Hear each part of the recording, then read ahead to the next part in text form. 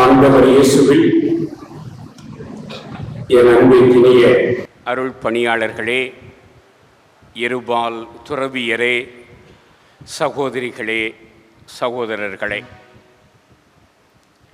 இன்றைய நாளில் ஆண்டாவூரணி கிராமம் விழாக்கோலம் பூண்டு திகழ்கிறது.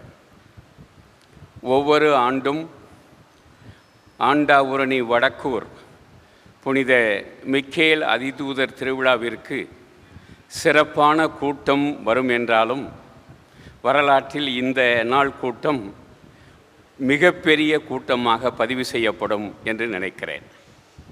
அதற்கு காரணம், இவ்வளவு அழகான ஒரு திருக்கோவிலை, கடவுளின் இல்லத்தை நீங்கள் அனைவரும் கட்டி எழுப்பி இருக்கிறீர்கள். அருட்தந்தை மைக்கேல் காலத்தில் ஆரம்பித்து இப்பொழுது அருள்தந்தை பாஸ்டின் காலத்திலே நிறைவு செய்திருக்கிறீர்கள். உங்களுடைய இந்த முயற்சியை பெரிதும் பாராட்டி உற்சாகப்படுத்தி இவ்வளவு பெரிய இறைவனின் இல்லத்தை புனித மிக்கேல் அதிதூதருக்கு அர்ப்பணித்து நீங்கள் கட்டி எழுப்பியிருக்கக்கூடிய இந்த ஆலய நிறைவுக்காக அவர்கள் இருவரையும் நான் அன்போடு பாராட்டுகிறேன்.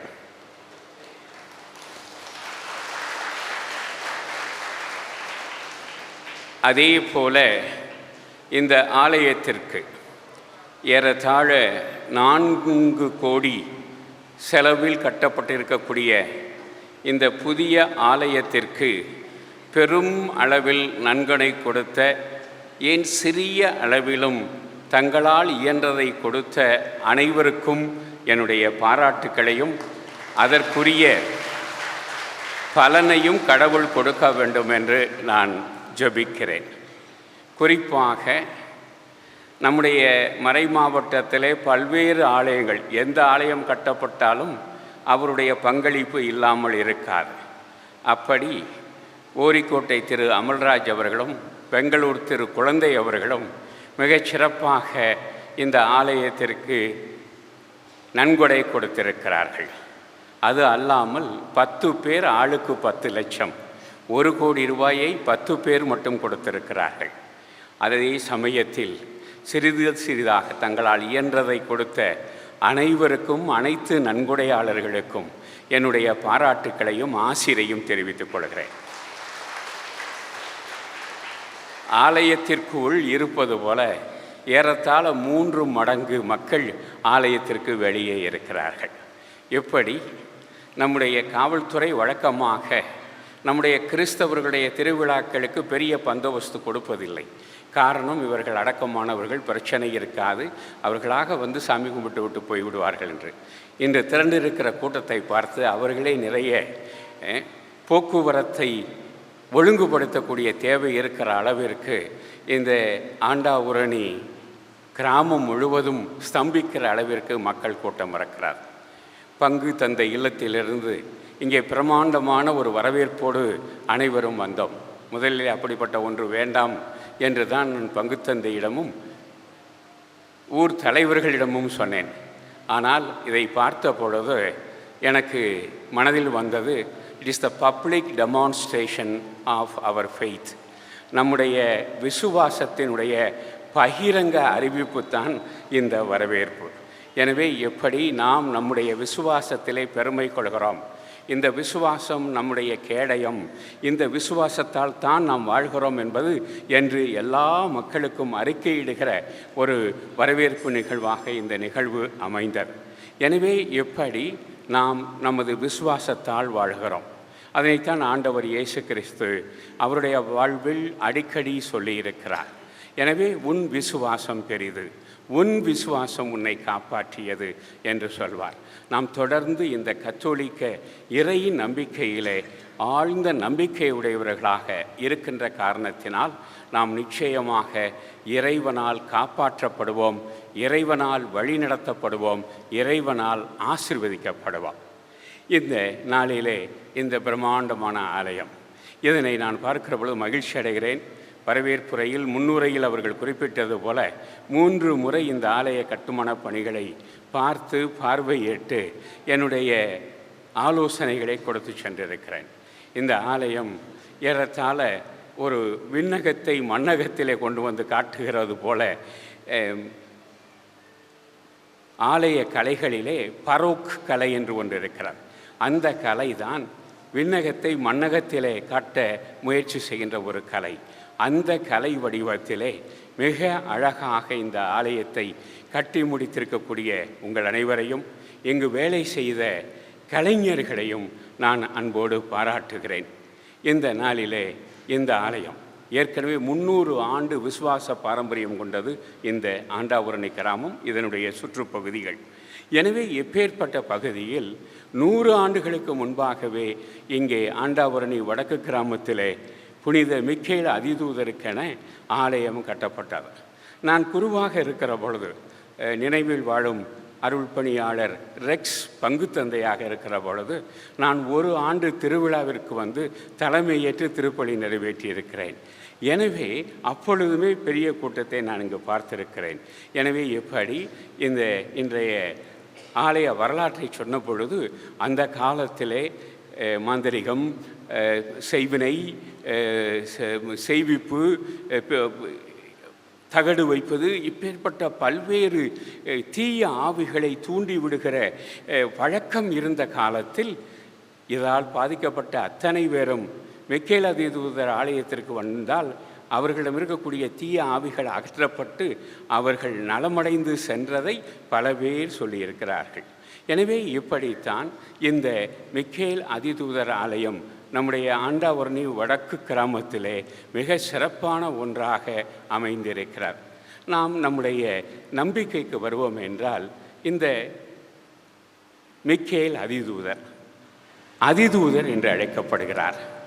இவர்கள் எல்லாம் வானக தூதர்கள். நம்முடைய மரபில் இறைவனுக்கு அடுத்து வானதூதர்கள், அதற்கு அடுத்து ஆண்டவர் இயேசு கிறிஸ்துவினுடைய இறைவனுடைய திருக்குமாரனுக்கு பிறகு திருத்தூதர்கள், புனிதர்கள், எப்படி திருச்சபையிலே நாம் கொண்டாடுகிற நபர்கள் இருக்கிறார்கள். ஆனால் வானதூதர்கள் இவர்களும் கொண்டாடப்படுகிறார்கள். இவர்களை பற்றி திருப்பாடல் அதிகமாக பேசுகிறார். திருப்பாடல் கடவுள் உனக்கு முன் தன் வானதூதர்களை அனுப்பி உன்னை வழிநடத்துவார், உன் கால்கள் கல்லின் மேல் மோதாதபடி பாதுகாப்பார் என்றெல்லாம் சொல்லியிருக்கின்றன. எனவே இந்த வானதூதர்கள் என்று சொல்லுகிற பொழுது வானத்தில் இருந்து இறைவனுக்கு மகிமை சேர்த்து கொண்டிருப்பவர்கள். எசையா நூல் 6வது அதிகாரத்திலே வாழ்க வாழ்க என்று கடவுள் போற்றப்படுவாராக ஹோலி ஹோலி ஹோலி என்று சொல்லி கடவுளை புனிதப்படுத்தி கடவுளுடைய அரண்மனையுடைய காவலர்களாக இருக்கிறவர்கள் தான் இந்த வானக தூதர்கள்.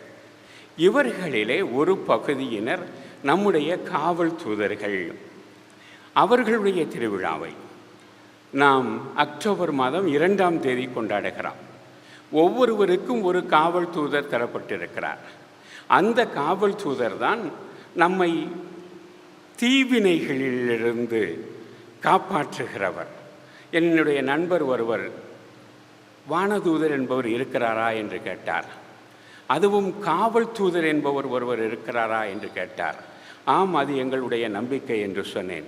அவர் சொன்னார், நான் போக வேண்டிய பேருந்து புறப்பட்டு விட்டார். நான் ஓடிக்கொண்டிருந்தேன். 2 ரெக்கை வைத்த ஒரு அழகான இளைஞர் வந்து என்னை தடுத்து நிறுத்தினார். நான் நின்று விட்டேன். அந்த பேருந்து ஓடிவிட்டது. நான் மிக வருத்தமாக சென்னைக்கு நாளை காலை சென்று விடுவது தவிர்க்கப்பட்டு விட்டதே என்று வருத்தத்தோடு இருந்து கொண்டிருந்தேன். இரவு முழுவதும் வேறு பேருந்து கிடைக்கவில்லை. இரவு 12 மணி அளவிலே ஒரு செய்தி வருகிறது, நான் செல்ல வேண்டிய பேருந்து தீப்பிடித்து எரிந்து பல பயணிகள் இறந்து விட்டார்கள் என்று. என்னை அந்த தடுத்து நிறுத்திய இளைஞர் யார் என்று நான் அறிய விரும்புகிறேன் என்று கேட்டார். எங்களுடைய மரபிலே இறக்கை வைத்த இளைஞர் என்றால் அவர் வானதூதர், குறிப்பாக ஒரு தனிநபருக்கு கொடுக்கப்பட்டுகிற காவல் தூதர். இப்படி காவல் தூதர்கள் பற்றிய பல கதைகள், பல வரலாறுகள் இருக்கின்றன. இவர்கள் காவல் தூதர்கள். வானக தூதர்கள், காவல் தூதர்கள். இதிலே 3 பேர் மட்டும் அதிதூதர்கள் என்று அழைக்கப்படுகிறார்கள். அவர்களிலே முதல் அதிதூதர் தான் மிக்கேல், 2வது கபிரியேல். இவர் நற்செய்திகளின் வானதூதர் என்று அழைக்கப்படுகிறார். நற்செய்தியை, மங்கள வார்த்தையை, ஆண்டவர் இயேசு பிறக்கப் போகிறார் என்று அருள் நிறைந்த மரியே வாழ்க என்று சொன்னவர் இந்த கபிரியேல் தூதர். எனவே இதே கபிரியேல் தூதர் தான் சக்கரையாவுக்கும் அவருக்கு ஒரு குழந்தை பிறக்கும் என்ற செய்தியை கொடுக்கிறார். எனவே நற்செய்தியின் தூதுவராக கபிரியேல் தூதர். ரஃபேல் தூதர் அவர் குணமளிக்கும் தூதுவராக, குறிப்பாக தோபியாவினுடைய குருட்டை நீக்கியவராக பழைய ஏற்பாட்டிலே குறிப்பிடப்படுகிறார். ஆனால் நம்முடைய புனித மிக்கேல் அதிதூதர். இந்த மிக்கேல், தமிழில் மிக்கேல், ஆங்கிலத்தில் மைக்கேல் என்று நாம் அழைக்கிறோம். இதை எபிரேயத்திலே மிகாயேல் என்று சொல்வோம். எல் அல்லது ஏல் என்றால் கடவுள் என்று அர்த்தம். மிகாயேல் என்றால் கடவுளுக்கு நிகர் யார் என்பதுதான் அவருடைய பெயர்.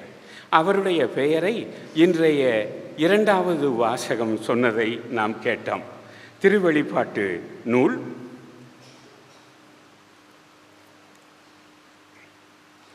12வது அதிகாரம் 7வது வசனம், பின்னர் விண்ணகத்தில் போர் மூண்டது, மிக்கேலும் அவருடைய தூதர்களும் அரக்க பாம்போடு போர் தொடுத்தார்கள் என்று சொல்லப்பட்டிருக்கிறார். நம்முடைய மறைக்கல்வியிலே எப்படி இந்த சம்மனசுக்கள், பிசாசுக்கள், வானதூதர்கள், அலகை என்று பிரிவு வந்தது என்று சொல்லப்படுகிற பொழுது, தொடக்கத்தில் கடவுள் பிசாசை படைக்கவில்லை, அலகையை படைக்கவில்லை. அவர் வானதூதர்களையும் மனிதர்களையும் தான் படைத்திருந்தார். ஆனால் அதிலே ஒரு குழுவினர் கடவுளுக்கு எதிராக புரட்சி செய்தார்கள். கடவுளுக்கு எதிராக புரட்சி செய்தவர்களை அடக்கியவர்தான் புனித மிக்கேல். இறைவனுக்கு நிகர் யார் என்று கடவுளின் சார்பாக நின்று அவரோடு நிறைய வானதூதர்களை சேர்த்து கொண்டு போரிட்டு ஜெயித்தவர்.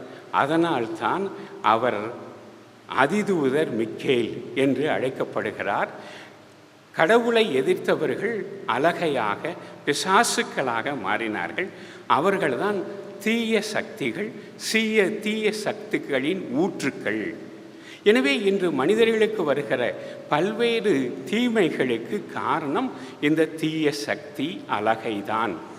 எனவே தொடர்ந்து இந்த அலகையை எதிர்த்து போரிட வேண்டிய தேவை இருக்கிறார். நம் எல்லோருக்கும் ஒரு வானதூதர் இருக்கிறார், காவல் தூதர் இருக்கிறார். ஆனால் மிக்கேல் அதிதூதரே நம்முடைய திருத்தந்தையினுடைய காவல் தூதர், நற்கருணையின் தூதர். அதே போல திருச்சபையினுடைய காவல் தூதர் என்று அழைக்கப்படுகிறார். எனவே இவர் மிக அதிகாரம் பொருந்தியவர். திருத்தந்தையினுடைய காவல் தூதர், நற்கருணையின் காவல் தூதர், திருச்சபையின் காவல் தூதர். எனவே இப்படி இவர் காவல் தூதராக, அவருடைய சுரூபம் எல்லா இடத்திலும் இங்கே 2 அழகாக கோல்டில் செய்து வைத்திருக்கிறார்கள். கோல்டு கவரிங்கில் 2 சுரூபம். இவரை பார்த்தீர்கள் என்றால் நம்முடைய கத்தோலிக்க திருச்சபையிலே இவர் இல்லாமல் திருவிழா நடக்காது. பெரும் புனிதர்கள், ஏன் மாதா திருவிழா நடக்கிற பொழுது இயேசு சுரூபத்தை தூக்கிட்டு போவதில்லை. சூசையப்பர் திருவிழா நடக்கிற பொழுது மாதா சுரூபத்தை எடுத்து செல்வதில்லை. ஆனால் எந்த புனிதராக இருந்தாலும் முன்னாடி போகிறவர் இவர் தான். நம்முடைய விவிஐபிஸ் வந்தாக்கும் பிளாக் கேட்ஸ் ஓடுவாங்க பாருங்கள், அது மாதிரி நம்ம பிளாக் கேட்டு இவர் தான், புனித மிக்கேல். இவர் தான் கடவுள் பின்னால் வருகிற புனிதர்கள் வருகிற வழியிலே அசுத்தம், தீமைகள் வராமல் தடுக்கிறவர். அந்த வழியை மட்டுமில்லை, அங்கே நிற்கிற அத்தனை பேரையும், அங்கே அவர்கள் செல்லுகிற அந்த வீதியில் எந்த அலகையும் இல்லாதபடி அவர் காக்கிறவர், வழிநடத்துகிறவர். அதனால்தான் மிக்கேல் அதிதூதருக்கு எல்லா மரபுகளிலுமே மைக்கேல் என்ற பெயர் இல்லாத கிறிஸ்தவ நாடுகள் இருக்க இயலாது. அந்த அளவிற்கு புனித மிக்கேல் அதிதூதர் பாராட்டப்படுகிறார். அது மட்டுமில்லை, நம்முடைய திருவிழாக்களில் மட்டுமல்ல, நம்முடைய வீடுகளிலும் கூட அந்த வீட்டு கதவுக்கு மேலே இவர் தான் நிற்பார். எந்த தீமையும் தீய சக்திகளும் தீய மனிதர்களும் உள்ளே நுழையக்கூடாது, அவர்களை தடுத்து நிறுத்த வேண்டும் என்று சொன்னார். ஒரு நபர் என்னிடம் சொன்னார், ஒருவர் வந்தாலே என் வீட்டில் அன்னைக்கு சோகம் இல்லாமல் போயிடும், இவரை வரவிடாமல் தடுக்கணுமே, எப்படி சொல்கிறது, சொன்னால் பயங்கர பழியாயிடும், இன்னும் அதிகமாக இவன் தொல்லை கொடுக்க ஆரம்பித்து விடுவான், என்ன செய்வது என்று தெரியாமல் ஒரு நாள் மிக்கேல் அதிதூதருடைய படத்தை வாங்கி பங்குசாமியாரிடம் போய் மந்திரித்து கொண்டு வந்து மாட்டினேன். மாட்டிய அன்னைக்கு அந்த நபர் வந்தான். என்ன நினச்சான்னு தெரியலை, திரும்பி போயிட்டான். அதுக்கு பிறகு வந்ததே இல்லை என்று சொன்னார். அப்படி அந்த மனிதன் வந்தபோது நாங்கள் சுகமில்லாமல் போனோம், அது இப்பொழுது நடக்கவில்லை என்று சொன்னார். இதெல்லாம் தனித்தனி அனுபவங்கள். எப்படி வானதூதர், அதிலும் அதிதூதர் மிக்கேல் அதிதூதர் மிக சிறப்பானவராக செயல்பட்டு கொண்டிருக்கிறார். இன்றைக்கு நாம் என்ன தலைப்பிலே அவரை பற்றி சிந்திக்கிறோம் என்று சொன்னால், ஆன்மீக போரின் பாதுகாவலர் என்ற தலைப்பிலே அவரை பற்றி சிந்திக்கிறோம். போர், சுற்றும் வரை பூமி, சுடும் வரை நெருப்பு, போராடும் வரை மனிதன், நீ மனிதன் என்றான் கவிஞன். எனவே போராட்டம் மனிதர்களுடைய வாழ்க்கையின் யதார்த்தம். போராட்டம் இல்லாமல் மனித வாழ்க்கை இல்லை. போராடி ஒன்று ஜெயிக்க வேண்டும் அல்லது தோற்க வேண்டும். போராட்டத்திலே நாம் எல்லாம் ஜெயிக்க வேண்டும் என்பதற்காக நமக்கு உதவி செய்பவர் தான் இறைவன். இந்த போராட்டம் எத்தகைய போராட்டம், இதனை நம்முடைய மகாபாரதமும் உருவகப்படுத்தியது. இந்த உலக வாழ்க்கை நன்மைக்கும் தீமைக்கும் இடையே நிகழுகிற போராட்டம். வழக்கமாக தீமைக்கு அதிக பலசாலிகள் இருப்பார்கள். 100 பேர் கௌரவர்கள், அவர்கள் தீயவர்கள். ஆனால் நல்லவர்கள் 5 பேர்தான், பாண்டவர்கள். ஆனால் இந்த 5 பேருக்கு கடவுளுடைய துணை கிடைத்தது. அதனால் மிகப்பெரிய போரிலே அவர்கள் வெற்றி பெற்றார்கள். தர்மத்தினை சூது கவ்வுவது போல தோன்றும், ஆனால் தர்மம் மீண்டும் வென்றே தீரும் என்பதுதான் செய்தி.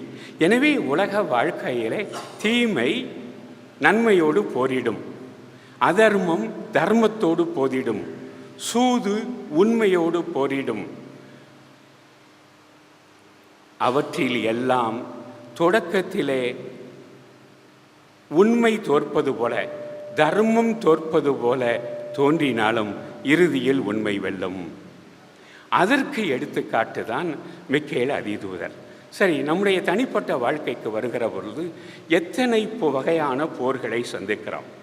முதலிலே உடலியல் போர்கள், உடல் சார்ந்த போர், உடல் நோய்கள், உடல் வாதைகள், பலவீனங்கள், இவையெல்லாம் நம்முடைய உடல் சார்ந்த போர்கள். இவற்றோடு தினமும் நாம் போரிட்டு கொண்டு தான் இருக்கிறோம். சில பேர் ஆஸ்மா நோயாளிகள் இருப்பார். தினமும் அதோடு போரிட வேண்டும். போரிட்டு நம்பிக்கையை இழந்து விடாமல் அவர்கள் வாழ வேண்டும். எப்படி நம்முடைய பல்வேறு நோய்கள், பல்வேறு பலவீனங்கள், பல்வேறு உடல் உபாதைகள், இவற்றோடு போராட வேண்டியிருக்கிறார். இது உடல் சார்ந்த உபாதைகள் அல்லது உடல் சார்ந்த போர்கள். இரண்டாவதாக உளவியல் போர், மனதிலே ஏற்படுகிற போராட்டங்கள், பயம்,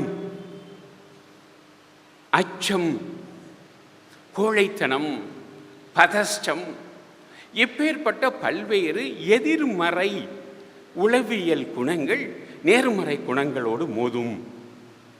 பதற்றம், நம்பிக்கையோடு இருப்பவனுக்கு ஒரு பதற்றம் வந்துவிடும், அல்லது உண்மை பேசுகிறவனுக்கு பொய் பேசுகிற ஒரு சூழல் ஏற்பட்டுவிடும். நேர்மறையாகவே சிந்திப்பவன், அவனுக்கு எதிர்மறை தாக்குதல்கள் வரும். இப்படியெல்லாம் எது வந்தாலும் அதிலும் போராட வேண்டியிருக்கிறது. நடந்து சென்று கொண்டிருக்கிறேன், நேரடியாக போகிற இடத்திற்கு போய்விடுவேனா என்ற பயம் வரும். ஆனால் அந்த பயமே அதனை அனுமதிப்பதே தவறு என்று சொல்லுகிறதே மனம், அதுதான் சரியானது. எனவே இப்படி உளவியல் நோய்கள் அல்லது பகைவர்களையும் சந்திக்கிற தேவை சந்திக்கிற ஒரு சூழல் இருக்கிறது. இது உளவியல் போர்கள். மூன்றாவதாக ஆன்மீக போர்.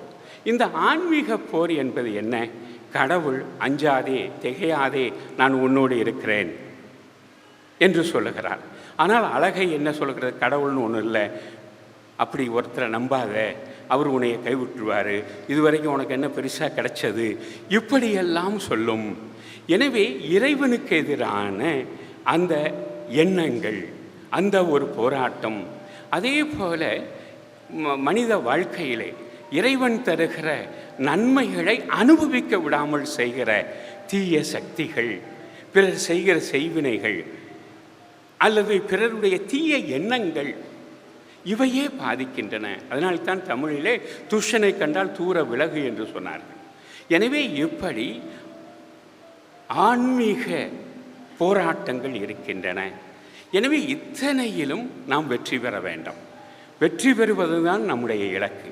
கடவுள் அதற்காகத்தான் நம்மை படைத்திருக்கிறார். நம்மை தோல்விக்காக படைக்கவில்லை, மனமுடைந்து சோர்ந்து போவதற்காக படைக்கவில்லை. நாம் இறப்பிலும் வாழ்வதற்காக நம்மை படைத்திருக்கிறார். அதுதான் இயேசு கிறிஸ்துவினுடைய உயிர்ப்பு தருகிற செய்தி. எனவே உயிர்ப்பு, இறந்தாலும் வாழ்வோம் என்பதுதான் உயிர்ப்பு, இறந்த பிறகும் வாழ்வோம் என்பதுதான் உயிர்ப்பு. மனிதன் மற்ற விலங்குகள் போல, பறவைகள் போல சாவதற்காக படைக்கப்படவில்லை, அழிவதற்காக படைக்கப்படவில்லை. மனிதன் அழியாத கடவுள் போல் அழியாமையில் நிலைத்திருக்க படைக்கப்பட்டிருக்கிறான் என்ற செய்திதான் நாம் பெறுகிற கிறிஸ்தவ செய்தி. அந்த செய்தியை தருபவராக நம்முடைய புனித மிக்கேல் அதிதூதர் இருக்கிறார். பல ஐரோப்பிய நாடுகளிலே கிறிஸ்தவ விசுவாசம் குறைந்து வருகிறது. ஆனாலும் அங்கு பார்த்தீர்கள் என்றால், குறிப்பாக அமெரிக்க நாடுகளிலே நம்முடைய குருக்கள் பணியாற்றுகிற மறை மாவட்டங்களை சென்ற ஆண்டு சென்று நான் பார்த்து வந்தேன். அந்த பங்குகளிலெல்லாம், மறை மாவட்டங்களிலெல்லாம் திருப்பலி முடிவதற்கு முன்பாக மிக்கேல் அதிதூதருக்கான சிறப்பு ஜெபத்தை சொல்லுகிறார்கள். நான் ஒரு பாட்டியை கூப்பிட்டு கேட்டேன், இந்த மிக்கேல் அதிதூதருக்கு சொல்லுகிற ஜெபம் பிரயோஜனமாக இருக்கிறதா என்று கேட்டேன். நான் நன்மை வாங்கினதில் இருந்து இதுதான் என்னை வழிநடத்துகிறது என்று அந்த பாட்டி சொன்னார். எனவே இப்படி இந்த புனித மிக்கேல் அதிதூதர் ஆன்மீக போரில் நம்முடைய பாதுகாவலராக இருக்கிறார். அந்த ஆன்மீக போரினுடைய இந்த முதல் 2 தளங்கள் தான் உடல் போராட்டம், உளவியல் போராட்டம். இந்த 3ம் சேர்ந்தது மனித போராட்டம். சுற்றும் வரை பூமி, சுடும் வரை நெருப்பு, போராடும் வரை மனிதன், நீ மனிதன் என்றான் கவிஞன். நாம் தொடர்ந்து போராட வேண்டும். போராட்டத்தில் வெற்றி பெறுவதற்காக அழைக்கப்பட்டிருக்கிறோம். நாம் தனியாக போராடவில்லை.